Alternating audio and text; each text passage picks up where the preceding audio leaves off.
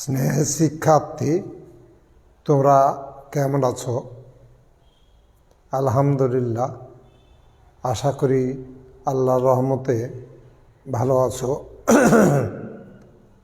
আমিও আমার পরিবার পরিজন নিয়ে নিরাপদে আছি, সুস্থ আছি। তোমাদের আজকের এই অনলাইন ক্লাসে তোমাদের শুভেচ্ছা, অভিনন্দন এবং স্নেহ রইল। তোমার বাবা মা, ভাই বোন, আত্মীয় স্বজন, গুরুজন ব্যক্তি যারা আছে তাদের প্রতি রইল আমার আন্তরিক শ্রদ্ধা এবং ভালোবাসা এবং সালাম। আসসালামু আলাইকুম। আমি আজকে তোমাদের অনলাইন ক্লাস শুরু করছি। তার আগেই তোমাদের কিছু কথা বলার দরকার যে তোমরা এই করোনার দ্বিতীয় ওয়েভ এবং এই শীতের সময় তোমরা একটু বেশি বেশি সাবধানে থাকবে। করোনার সংক্রমণ অনেক কমে গেছে, ইনশাল্লাহ হয়তো অতি দ্রুত আমরা এই করোনার ছোবল থেকে রক্ষা পাব। আল্লাহ হয়তো আমাদের এই যে 1 বছর ধরে আমরা আমাদের একটা পরীক্ষার মধ্যে রেখেছিলেন, এর মধ্যে আমরা এই পরীক্ষায় কতটুকু উত্তীর্ণ হতে পেরেছি সেটা মহান আল্লাহ তাআলাই জানেন। তবে আমাদের ঈমান দুর্বল। আল্লাহ তাআলার প্রতি আমাদের আবেদন রইবে যে আল্লাহ, আমাদের ঈমান দুর্বল, আমাদের ঈমান থেকে বিচ্যুত করো না। আমরা যেন তোমার রহমতের প্রতি ধৈর্য রাখতে পারি, এই ক্ষমতা দিও এবং আমাদের ঈমানের সাথে মৃত্যু দিও। আমাদের ভাগ্যে তুমি যা লিখে রেখেছ সেটাই তুমি দিও, তবে সেটা সহ্য করার ক্ষমতা আমাদের দিও। তো এই বলে আমি আজকের তোমাদের সরকার ঘোষিত যে অনলাইন ক্লাস, তার ধারাবাহিকতায় আমি আজকে তোমাদের ক্লাসে উপস্থিত হয়েছি। আমি গত ক্লাসে তোমাদের কেন্দ্রীয় প্রবণতার জ্যামিতিক গড়ের ধর্ম নিয়ে আলোচনা করছিলাম এবং বেশ কয়েকটা ধর্ম, প্রায় শেষের দিকে ধর্মের বেশ শেষের দিকে আমরা চলে এসেছিলাম। কিছু উপপাদ্য আর কি আছে আর কি। এখন এখানে কিছু উপপাদ্য আমরা করার পর এখানে গাণিতিক সমস্যা কি থাকে না থাকে সেগুলো নিয়ে, তারপর সৃজনশীল প্রশ্ন কি হয়, জ্ঞানমূলক প্রশ্ন কি হয়, সেগুলো নিয়ে আমি আলোচনা করব। তো তাহলে প্রথম আমাদের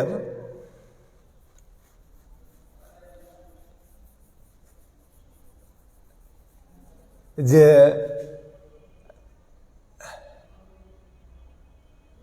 AM greater than or equal to GM greater than or equal to HM,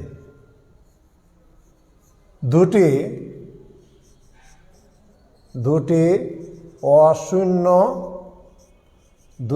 অশূন্য ও ধনাত্মক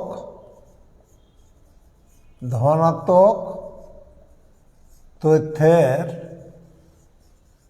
জন্য এটা আর কি।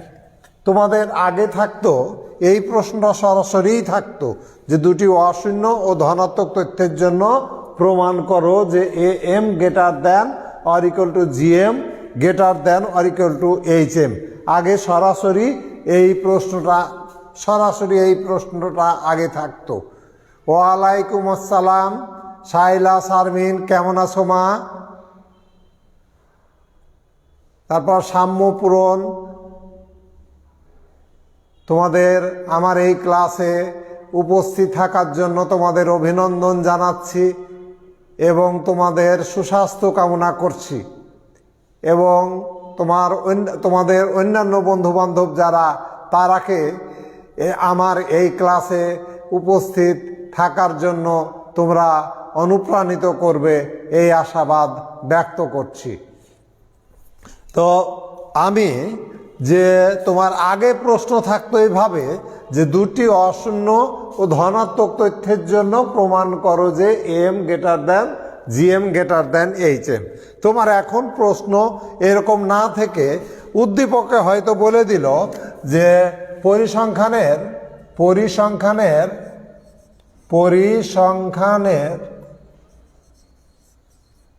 পরিসংখ্যানের সার বললেন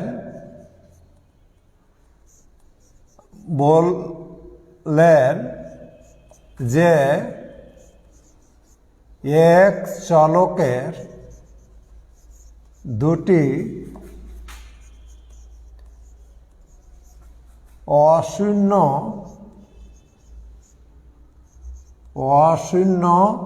ও ধনাত্মক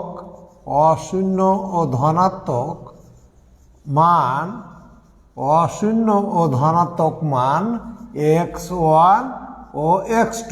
এখানে x1 ও x2 না বলে এ ও বি বলতে পারে, x1 ও x2। এবং তিনি আরো বললেন এবং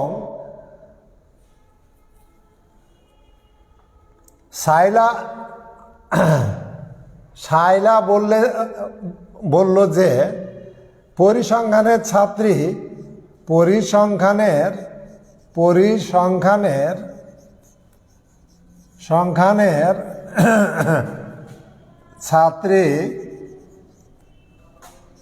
সাইলা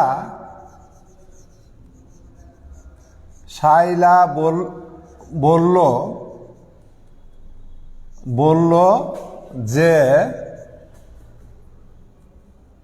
AM greater than or equal to GM greater than or equal to HM greater than or equal to HM।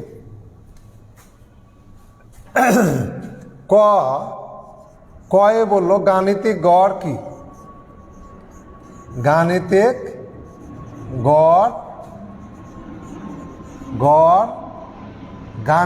গড় কি? কয়ে বলল যে গাণিতিক গড় কি? ক্ষয়ে বলা হলো যে কখন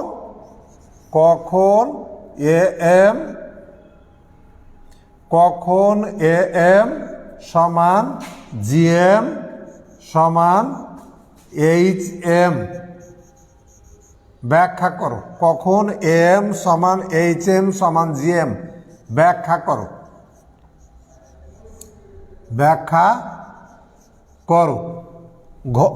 গয়ে বলল উদ্দীপকের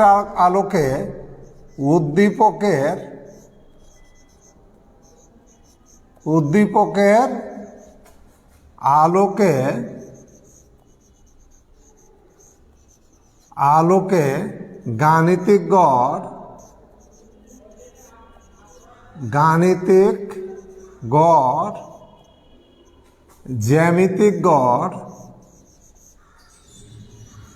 জ্যামিতিক গড় ও তরঙ্গ গড় নির্ণয় করো।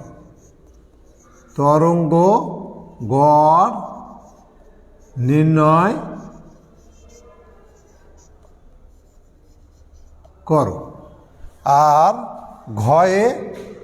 আর ঘয়ে বলা হলো সাইলার বক্তব্যের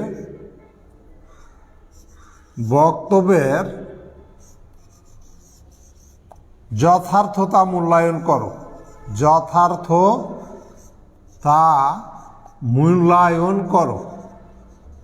মূল্যায়ন করো। এই প্রশ্ন যে সাইলার বক্তব্যের যথার্থতা বিশ্লেষণপূর্বক মূল্যায়ন করো। তাহলে এরকম একটা প্রশ্ন আসতে পারে যে পরিসংখ্যানের স্যার বললেন যে এক্স চলকের দুটি অশূন্য ও ধনাত্মক মান x1 এবং x2।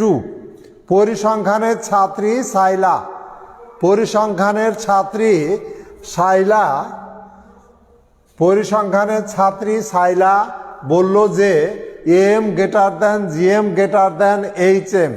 গাণিত কয় হলো গাণিতিক গড় কি? খ কখন এম সমান জিএম সমান এইচ এম ব্যাখ্যা করো। উদ্দীপকের আলোকে গাণিতিক গড়, জ্যামিতিক গড় ও তরঙ্গ গড় নির্ণয় করো। ঘ সাইলার বক্তব্যের যথার্থতা মূল্যায়ন করো। তো গ গাণিতিক গড় কাকে বলে সেটা আমি অলরেডি বলেছি। আমরা খ থেকে শুরু করব আর কি উত্তর, যে কখন এম সমান জিএম সমান এইচ এম ব্যাখ্যা করো। তাহলে আমরা এই খ থেকে শুরু করব। খ তথ্য সারির মানগুলো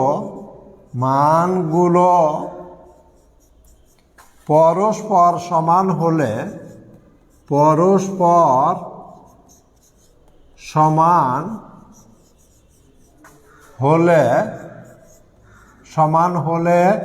এ এম সমান জিএম সমান এইচ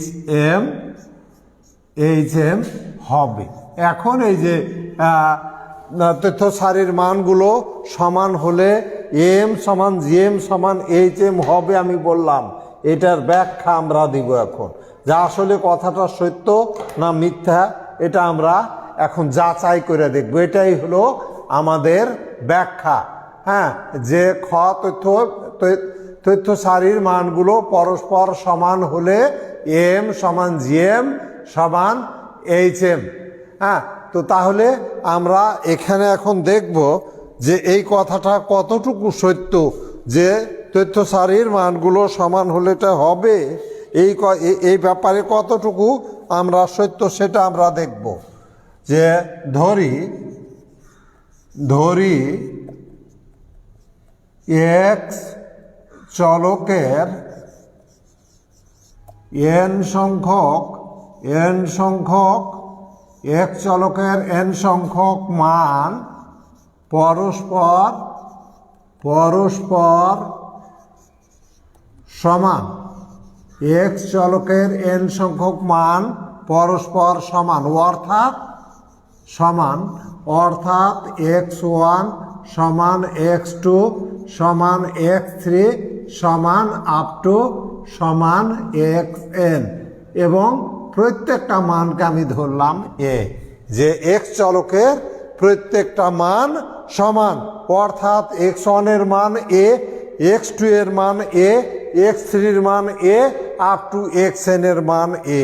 তাহলে এই মানগুলার জন্য এখন আমরা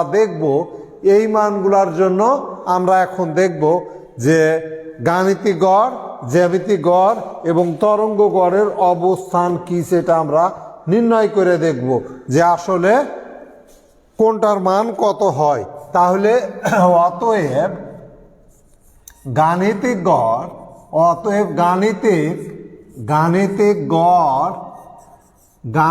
গড় এ এম সমান আমরা জানি কি, যে x one plus x two plus x three plus up to x n divided by n, এটা গাণিতিক গড়ের সূত্র। এখন দেখো এক্স ওয়ানের মান কত, এক্স ওয়ানের মান এ প্লাস এক্স টুর মান এ প্লাস এক্স থ্রির মান এ আপ টু এক্স এন এর মান এ ডিভাইডেড বাই এন। এখন বলো তো এখানে কয়টা এ আছে? এখানে কয়টা এ আছে? এখানে এন সংখ্যক এ আছে, এবং আমরা অন্যান্য উপপাদ্যে, গাণিতিক গড়ের অন্যান্য উপপাদ্যে আমরা দেখেছি যে এ যেহেতু এন সংখ্যক আছে, এ যদি তিনটা থাকতো তাহলে তিনটা এ যোগ করে হতো 3a, দুইটা এ থাকলে তার যোগফল হতো 2a। তাহলে যেহেতু এ আছে এন সংখ্যক, তাহলে এন সংখ্যক এ যোগ করে পাচ্ছি এন এ, আর নিচে থাকলো এন, এই এন কেটে যে গাণিতিক গড় পাইলাম এ। তাহলে দেখা গেল যে তথ্য সারির মানগুলো পরস্পর সমান হলে গাণিতিক গড় হয় এ। আমরা এটা দেখলাম যে তথ্য সারির মানগুলো পরস্পর সমান হলে গাণিতিক গড় পেলাম আমরা এ। এখন গাণিতিক গড়ের পর আমরা দেখব জ্যামিতিক গড় কত হয়, তরঙ্গ গড় কত হয়, দিয়ে দেখব যে প্রত্যেকটা সমান হয় কি না। তাহলে এরপর তাহলে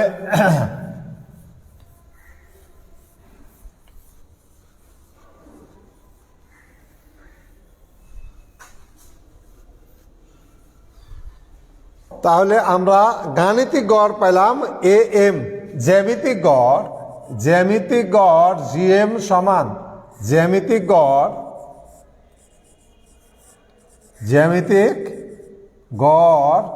জিএম সমান আমরা জানি x1 x2 x3 up to xn এর উপর পাওয়ার 1/n জ্যামিতিক গড়ের সূত্র জানি।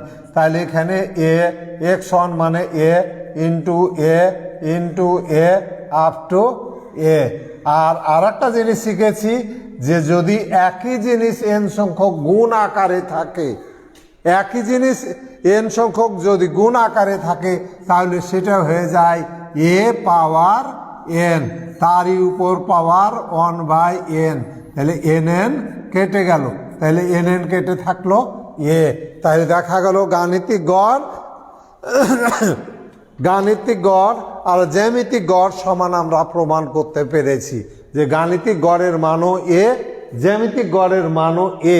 এটা আমরা দেখাতে পেরেছি যে গাণিতিক গড়ের মান যত, জ্যামিতিক গড়ের মানও যে ঠিক সমান হবে সেটা আমরা প্রমাণ করতে পেরেছি।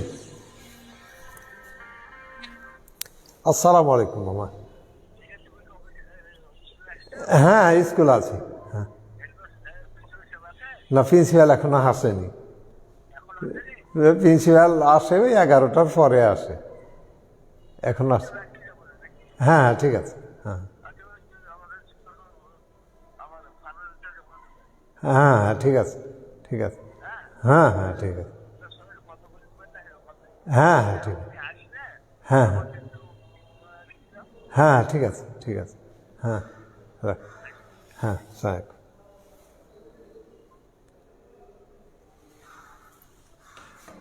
তো এখন তাহলে আমি গাণিতিক গড় পাইলাম এ, জ্যামিতিক গড় পাইলাম এ। এবার আমরা দেখব যে তরঙ্গ গড় কত হয়। তাহলে আমরা দেখব যে তরঙ্গ গড় কত হয় সেটা আমরা নির্ণয় করব এবার। তাহলে গাণিতিক গড় পেলাম এ, জ্যামিতিক গড়ও পেলাম এ। এবার আমরা দেখব যে তরঙ্গ গড় কত হয় এবং তরঙ্গ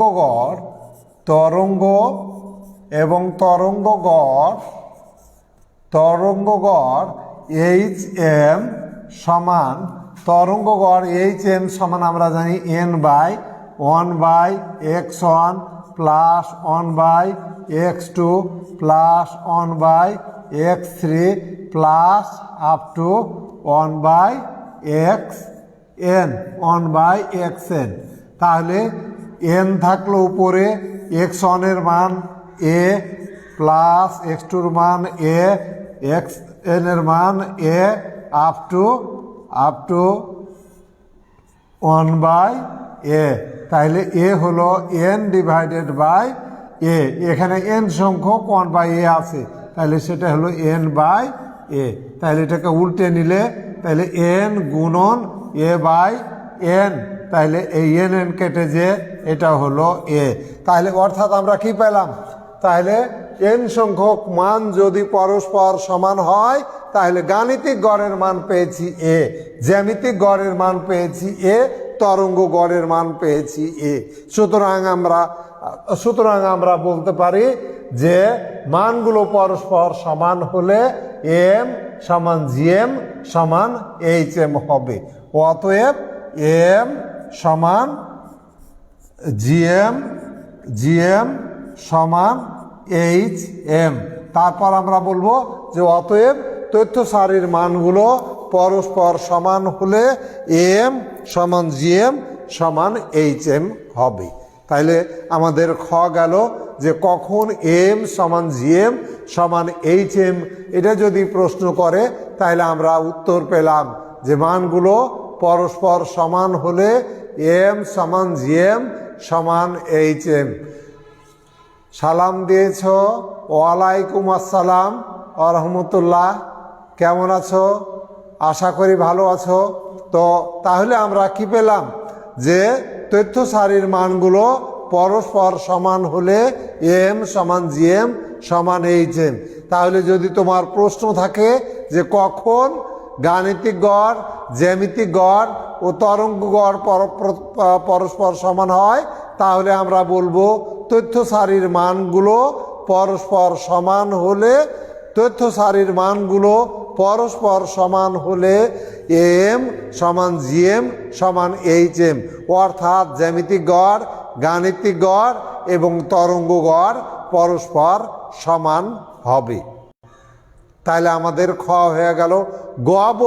গ বলছে যে আমাদের উদ্দীপকে বলা হয়েছিল যে মানগুলো মানে তথ্য সারির দুটি অশূন্য এবং ধনাত্মক মান x1 এবং x2। তাহলে গয়ে ছিল যে গাণিতিক গড়, জ্যামিতিক গড় ও তরঙ্গ গড় নির্ণয় করো। গাণিতিক গড়, জ্যামিতিক গড় ও তরঙ্গ গড় নির্ণয় করো। আসলে এখানে নির্ণয় করার কিছু নাই, যেহেতু দুইটা মান আছে, জাস্ট দুইটা মানের জন্য গাণিতিক গড়, জ্যামিতিক গড় এবং তরঙ্গ গড়ের সূত্র লিখলেই হয়ে যাবে।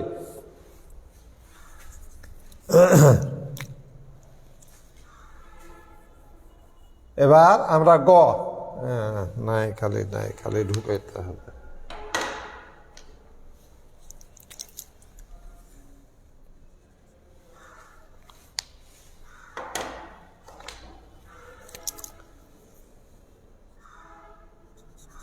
না,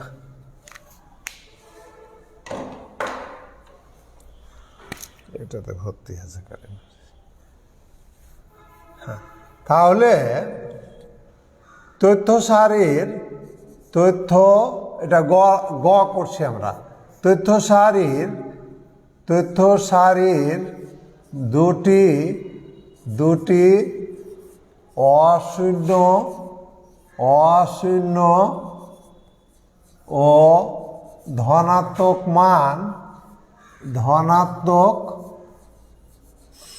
মান x1 ও x2 বলে গাণিতিক গড়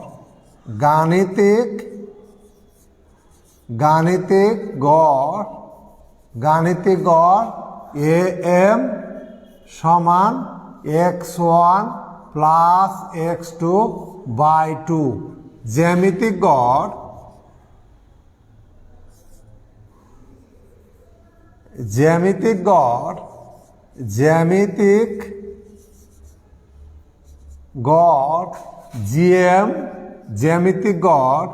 জিএম সমান √x1 x2।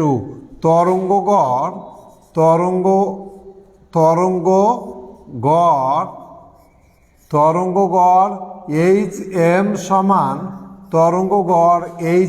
সমান 2x1 x2 বাই, মানে আসলে যেহেতু নির্ণয় করার কথা বলছে, তাহলে আমাদের 2 divided by 1/x1 plus 1/x2, এইটা সমান উপরে 2 থাকলো। লসাগু হলো আমাদের নিচে x1 x2, লসাগু x1 x2, তাইলে x2 প্লাস x1। তাহলে এটাকে যদি আমি উল্টে নিই তাহলে 2 গুণন এটা উপরে চলে যায় x1 x2 বাই নিচে থাকে x1 প্লাস x2। তাহলে গাণিতিক গড় পাইলাম, জ্যামিতিক গড়, তরঙ্গ গড় পাইলাম। যদি বলে গাণিতিক গড়, জ্যামিতিক গড় এবং তরঙ্গ গড় নির্ণয় করো, তাহলে আমাদের এইটুকুই তোমাদের উত্তর হবে যে গাণিতিক গড় এত, জ্যামিতিক গড় এত। এখন যদি x1 আর x2 এই দুইটা মান যদি দেওয়া থাকে x1-এর মান কত, x2-র মান কত, x3-র মান কত যদি দিয়ে দেয়, তাহলে এখান থেকে আমরা গাণিতিক গড়, জ্যামিতিক গড় এবং তরঙ্গ গড় নির্ণয় করতে আর কি খুব সহজেই নির্ণয় করতে, এই মানগুলো আমরা নির্ণয় করতে পারবো। তো এখন এরপর ঘয়ে আমরা আসি। ঘয়ে আছে শাইলা বলেছে যে M greater than or equal to GM greater than or equal to HM. এখন এই শাইলার বক্তব্যের সত্যতা আমরা যাচাই করব। এবার আমরা আসব ঘয়ে।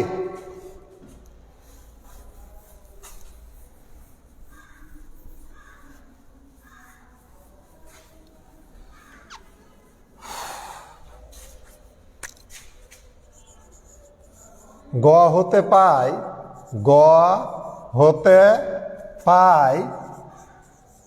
হতে পাই যে এ এম সমান গয়ে পেলাম x1 plus x2 by 2, GM সমান পেলাম √ x1 x2, আর এইচএম সমান 2x1 x2 divided by x1 plus x2 এটা পেয়েছি। এখন এম জিএম আর এইচএম মানে এম এর মান সবচেয়ে বড়, জিএম এর মান সবচেয়ে ছোট, এইটা আমরা এখন এই জিনিসটা আমরা দেখব।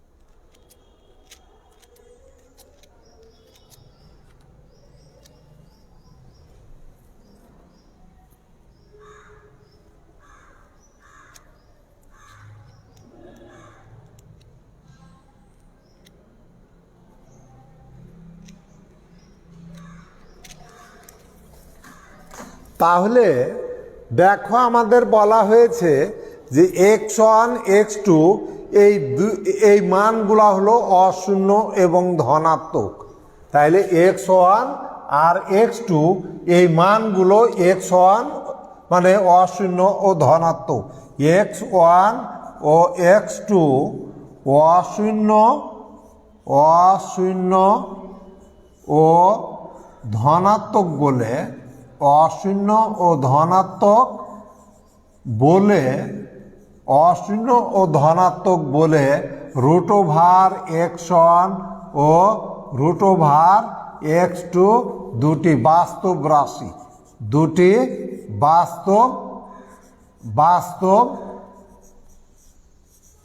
রাশি।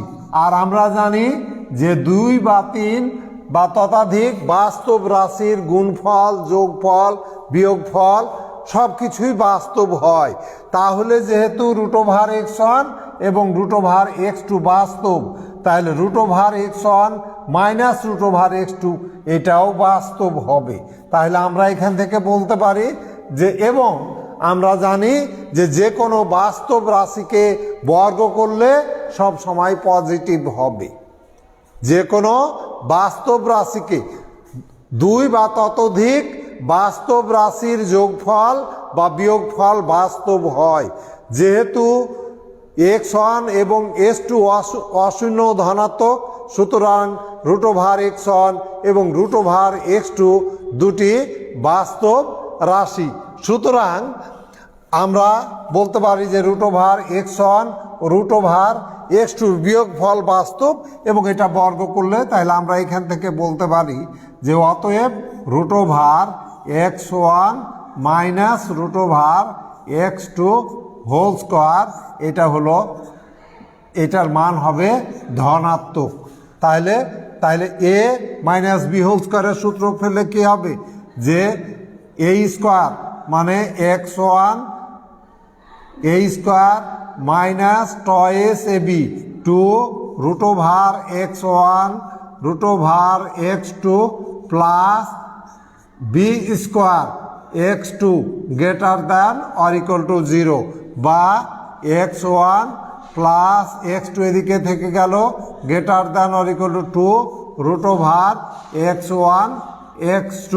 তাহলে 2 দিয়ে যদি ভাগ করি তাহলে বা x1 plus x2 by 2 greater than এই 2 দিয়ে ভাগ করে দিলাম, তাহলে √(x1) x2। তাহলে এটা হলো আমাদের m, এটা হলো gm। তাহলে এখান থেকে বলতে পারি যে am greater than or equal two gm। তাহলে আমরা কি পেলাম যে গাণিতিক গড়ের মান জ্যামিতিক গড় অপেক্ষা বড়, এটা আমরা দেখতে পেলাম যে গাণিতিক গড় জ্যামিতিক গড় অপেক্ষা বড়, সেটা আমরা দেখতে পেলাম। তাহলে এই লাইনটা আসছে না,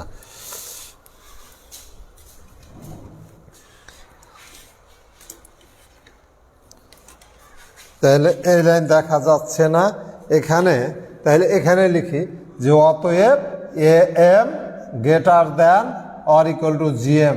তাহলে আমরা দেখতে পেলাম কি যে গাণিতিক গড়ের মান জ্যামিতিক গড় অপেক্ষা বড়। এবার আমরা দেখব জ্যামিতিক গড় তরঙ্গ গড় অপেক্ষা বড় যদি দেখাতে পারি তাহলে আমাদের প্রমাণ শেষ। আবার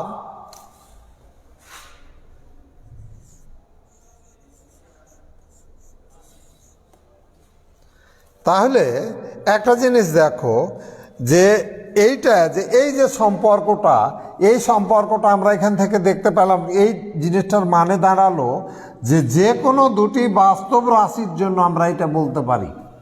এখন যদি এখানে x1 x2 দুটি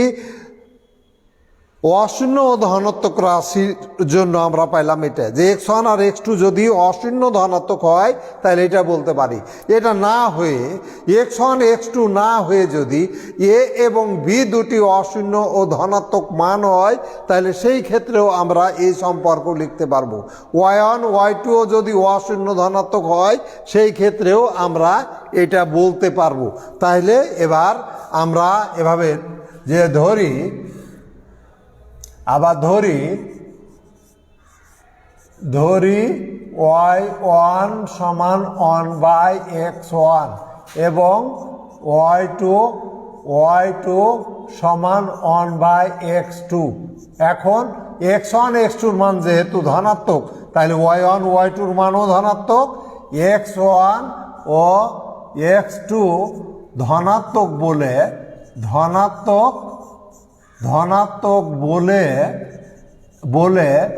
y1 ও y2 অশূন্য ও ধনাত্মক বলে y1 ও y2 অশূন্য ও ধনাত্মক। তাহলে আমরা এখানে যেহেতু y1 y2 অশূন্য ও ধনাত্মক সুতরাং আমরা বলতে পারি যে অতএব আমরা বলতে পারি যে y1 plus y2 by 2 greater than or equal to √y1 y2। তাহলে বা y1 এর মান 1/x1 plus 1/x2 divided by 2 greater than or equal to √1/x1 into 1/x2 বা এখান থেকে 1/x1 plus 1/x2 by 2 greater than or equal to 1/√x1 x2। আর আমরা জানি যে বিপরীত মান নিলে অসমতা চেঞ্জ হয়ে যায়, অর্থাৎ লবকে হর, হরকে লব বানালে লবকে হর, হরকে লব বানালে এই অসমতাটা চেঞ্জ হয়ে যায়, অর্থাৎ 2/1/x1 প্লাস 1/x2, x2 এই গ্রেটার দ্যান ছিল, যদি আমি উল্টে নিই উপরে নিয়েছি তাহলে এখানে চেঞ্জ হয়ে যায় যে √x1 x2, তাহলে এইটার মান হলো HM, তাহলে এটা হলো HM less than or equal two GM, less than or equal two GM। ঘুরিয়ে নিলে তাহলে আমরা বলতে পারি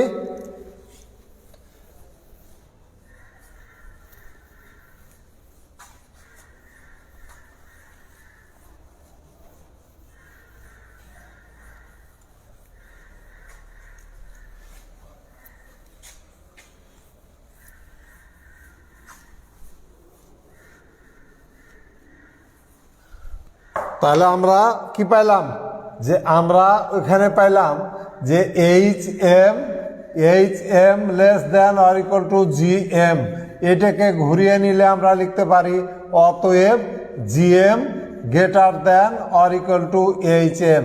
কিন্তু আমরা আগে পেয়েছি যে AM greater than or equal two GM, আর এখানে পেলাম এখানে AM এর মান GM এর চাইতে বড়, আর এখানে বলছি যে GM এর মান HM এর চাইতে বড়, অর্থাৎ HM সবচেয়ে ছোট, তার চাইতে বড় GM এর চাইতে বড় HM।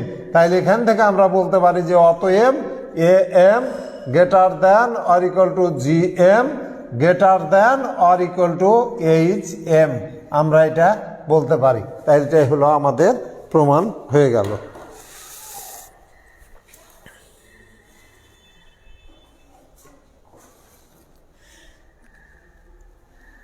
তো কালকে আমাদের প্রথম শ্রেণীতে ভর্তির জন্য লটারি আছে, এই জন্য আমার বেশ কিছু কাজ আছে। তো আজকে আমি ভাবছিলাম যে আজকে ক্লাস নিতে পারবো কি না, তবু এসে যতটুকু হোক কিছুটা হলেও তোমাদের ক্লাস আমি আগিয়ে নিলাম। আর একটা দিন এই অধ্যায়ের ওপর ক্লাস নিব, তোমাদের সৃজনশীল, তারপর বহু নির্বাচনী কী প্রশ্ন আসতে পারে না পারে, জ্ঞানমূলক, তারপর অনুধাবনমূলক বা সৃজনশীল প্রশ্নগুলো নিয়ে আলোচনা করব। আর তোমাদের বই থেকে বিভিন্ন, তবে এই বইটার একটা মজা হলো যে এই বইয়ে মোটামুটি সৃজনশীল প্রশ্ন আকারে দেওয়া আছে, বিভিন্ন বোর্ডেরও দেওয়া আছে, এবং আজ পর্যন্ত প্রতি বছরই এই আজিজের বই থেকে হুবহু প্রশ্ন বোর্ডে উঠিয়ে দেয়। কাজে এই বইয়ের অঙ্কগুলা যদি তোমরা এবং প্রশ্নগুলা যদি তোমরা যথাযথভাবে উত্তর করতে পারো, যথাযথভাবে যদি করতে পারো, তাহলে আমার মনে হয় তোমাদের খুব একটা সমস্যা হবে না। তো তোমাদের ক্লাস আমি আজকে আর দীর্ঘায়িত করতে পারবো না। আর কালকে হলো তোমাদের সোমবার, কালকে পরশুদিন ঠিকই নিয়মিতই আমি ক্লাস নিতে পারবো। হ্যাঁ, তো আজকে ওই যে বিভিন্ন কাজ আছে আর কি, এই কাজের কারণে তোমাদের আমি আজকে আর ক্লাস দীর্ঘায়িত আমি করতে পারছি না। তো আশা করি পরবর্তী ক্লাসগুলো যথা নিয়মেই হবে, এবং তোমাদের যে ধারাবাহিকতা যেন ব্রেক না হয়, এই জন্যই আমি অল্পক্ষণের জন্য হলেও আমি আজকে ক্লাসটা কন্টিনিউ করলাম। তো যাই হোক, এই জন্য দুঃখিত যে আজকে ক্লাসটা একটু সংক্ষিপ্ত করতে হলো। হ্যাঁ, তো তবে দুশ্চিন্তার কিছু নাই, তোমাদের কোর্স অনেক দূর আমি এগিয়ে নিয়েছি। তোমাদের আর খুব একটা বেশি সময় লাগবে না তোমাদের কোর্স কমপ্লিট করতে। ইনশাল্লাহ এইভাবে যদি আমরা চালিয়ে যেতে পারি তাহলে তোমাদের ক্লাস ইনশাল্লাহ শেষ হয়ে যাবে। এবং আমি সেকেন্ড ইয়ারের যে ক্লাস নিচ্ছি সেই ক্লাস তাদেরও কোর্স প্রায় শেষের পথে, আর একটা অধ্যায় আছে বাকি আছে, আর একটা অধ্যায় মানে 2 দিন হলেই সেকেন্ড ইয়ারের ক্লাসও শেষ হয়ে যাবে। তো যাই হোক, তোমাদের প্রতি আবারও আমি বলছি যে তোমরা সাবধানে থেকো এবং তোমাদের পড়াশোনা চালিয়ে যাও। সরকার কখন কি ঘোষণা দিবে সেটা কিন্তু বলা কঠিন। হঠাৎ হয়তো ঘোষণা দিয়ে দিবে যে 15 দিনের সময় দিয়ে দিবে যে তোমাদের পরীক্ষা। কাজে তোমাদের সব সময় সচেতন থাকতে হবে। আর যেহেতু এখন ক্লাস হচ্ছে না, বাড়িতে বসে বসে পড়াশোনা করবা, একটু বাইরে ঘুরবা, কিন্তু পড়াশোনায় বেশি। এখন যেহেতু তোমার ক্লাস নাই, প্রাইভেটেও যেতে পারছ না, সুতরাং তোমরা যথেষ্ট সময় পাচ্ছ তোমাদের পড়াশোনা করার জন্য। তোমরা পড়াশোনায় মনোযোগী হও, তোমাদের প্রতিষ্ঠিত হতে হবে, এটাই হলো মূল কথা। তোমাদের সব সময় মনে রাখতে হবে যে প্রতিষ্ঠিত হতে হবে, দেশের জন্য কিছু করতে হবে, ভালো মানুষ হতে হবে। কাজে তোমরা ভালো মানুষ হওয়ার জন্য, প্রতিষ্ঠিত হওয়ার জন্য যা করার তা তোমাদের চালিয়ে যেতে হবে, পড়াশোনা চালিয়ে যেতে হবে। হ্যাঁ, তোমাদের এখন যেহেতু অখণ্ড অবসর, এখানে তোমার প্রায় 1 বছর হতে চললো, মানে মার্চ মাস মানে চলে আসে, এই যে মানে ফেব্রুয়ারি মাস শেষ, মানে তোমাদের মার্চে তোমাদের ছুটি হয়েছে। মার্চ মানে April, May, June, July, August, September, October, November, এই ডিসেম্বর, পুরা 9 মাস তোমরা বসে আছো। তো এই সময়ের মধ্যেই তোমরা পড়াশোনা চালিয়ে যাও। এখন নিরিবিলিভাবে, এবং এই নিরিবিলি পরিবেশ পেয়েছো, তোমরা এই নিরিবিলি পরিবেশটাকে, তোমরা এই সুযোগটাকে গ্রহণ করার চেষ্টা করো। আশা করি তোমরা ভালো করবে, আশা করি তোমাদের ভবিষ্যৎ উজ্জ্বল হবে। আর তোমরা একটু করোনার থেকে একটু সাবধান থাকবে। হ্যাঁ, মানে গ্যাঞ্জাম যুক্ত জায়গা যেগুলো, সেগুলো পরিহার করবে, স্বাস্থ্যবিধি মেনে চলবে। বাইরে গেলে বাইরে থেকে এসেই হাত মুখ ধৌত করবে। মোট কথা, তুমি যদি 5 ওয়াক্ত নামাজ পড়ো, তাহলে কিন্তু 5 বার তোমার অজু করা হয়ে যাবে। বিভিন্ন অঙ্গ যে অঙ্গগুলো আমার বাইরে থাকে, সে অজু করার নিয়ম কি, আমার যে অঙ্গগুলা বাইরে থাকে সেগুলো ধৌত করা। তাহলে 5 বার যদি তুমি এই ধৌত করো, তাহলে কোনো ভাইরাস তোমাকে অ্যাটাক করতে পারবে না ইনশাআল্লাহ। তাহলে আমি তোমাদের প্রতি আবারও এই ক্লাসের শেষে তোমাদের প্রতি আমি শুভেচ্ছা জানাচ্ছি, অভিনন্দন জানাচ্ছি আমার এই ক্লাসে উপস্থিত থাকার জন্য, এবং অনুরোধ করছি তোমরা এই অনলাইন ক্লাসগুলো যথাযথভাবে করো। এবং মানে ক্লাসের চাইতে তোমার আসলে কলেজ লেভেলে তোমাদের কলেজ লেভেল যেটা একাদশ দ্বাদশ শ্রেণীতে, এই একাদশ 9, 10 বা স্কুলে শিক্ষকেরা বিভিন্ন সময় বিভিন্নভাবে শাসন করে তোমাদের পড়া আদায় করিয়ে নিয়েছে। কিন্তু একাদশ দ্বাদশ শ্রেণীতে টিচার পড়িয়ে যাবে, কিন্তু ওইরকম আদায় করে নেওয়ার মতো সুযোগ তেমন থাকে না। তোমরা বড় হয়ে যাও, অনেক কিছুই ইচ্ছা থাকলে তোমাদের করা যায় না, যার কারণে পড়াশোনা তোমাদের সম্পূর্ণ নিজেদের। এবং বুঝতে হবে যে ইন্টারমিডিয়েট মানেই কিন্তু তোমাদের মানে কি বলে সিঁড়ি, ভালো বা উন্নতির পর্যায়ে যাওয়ার যে সিঁড়ি, সেটা হচ্ছে ইন্টারমিডিয়েট, এইচএসসি। এই এইচএসসি পরীক্ষার উপর নির্ভর করছে, ফলাফলের উপর নির্ভর করছে কে কোথায় যাবে। কাজে এই 2টা বছর তো সময় পাবা না। 2টা বছরের মধ্যে তোমার 1 বছর অলরেডি পার হয়ে গেছে, আর বছরখানেক সময় আছে। আগামী জুনে হয়তো আগামী জুন তো না, এপ্রিল মাসে হয়তো তোমাদের মানে বোর্ড ফাইনাল পরীক্ষা। এপ্রিল মাসে মানে এই আগামী না, পরের এপ্রিলেই তোমাদের বোর্ড ফাইনাল হয়ে যাবে। আগের ব্যাচগুলার হয়তো কিছুটা সন্দেহ আছে যে এদের কি হবে না হবে, কিন্তু তোমাদের তো সেই সন্দেহ নাই। ইনশাল্লাহ তোমাদের সময় আস্তে আস্তে সব কিছু স্বাভাবিক হয়ে যাবে। কাজে তোমাদের পড়াশোনার সাথে লেগে থাকতে হবে। প্রত্যেকটা সাবজেক্টেরই তোমাদের অনলাইন ক্লাস হচ্ছে। ক্লাসগুলো মনোযোগ দিয়ে করো এবং সেগুলো অনুশীলন করো। কোনো প্রবলেম হলে আমরা শিক্ষকেরা তোমাদের জন্য সব সময় প্রস্তুত আছি।